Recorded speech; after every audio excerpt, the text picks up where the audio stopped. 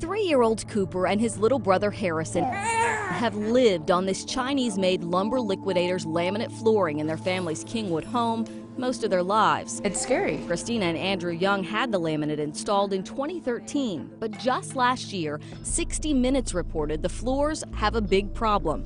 They were manufactured with unsafe levels of cancer-causing formaldehyde. Just the thought that it could be dangerous is not a good feeling. Lumber Liquidators pulled the product from every one of its 350-something stores. But when it came time to fix the Young's potentially dangerous flooring, they got this. It's safe, we're not doing it. The company did offer the Youngs an air quality test to measure formaldehyde emissions in their home. But Lumber Liquidators told them by email, your results showed that formaldehyde levels in your home fall within the World Health Organization's guidelines for acceptable indoor air formaldehyde concentrations. It's very difficult to come up with a mandate that you can enforce legally. That's because in the U.S., there are no standards for acceptable residential indoor formaldehyde levels in air.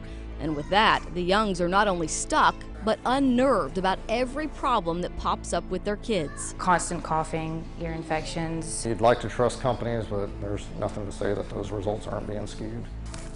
To put their mind at ease, we took a sample of their flooring and sent it to an independent lab, EMSL. They tested the amount of formaldehyde gas that the product emitted in their controlled lab. And just as Mom and Dad feared, our test of the Young's laminate flooring showed they emit more than double the amount of formaldehyde allowed by California law. California is the only state that regulates formaldehyde levels in flooring, which means the Youngs, who live in Texas, appear to be out of luck. I don't understand that. I think it should be a nationwide standard. In a statement, Lumber Liquidators said in part, Mr. Young's test came back 35% below the World Health Organization standard for formaldehyde, which is found in many common household items.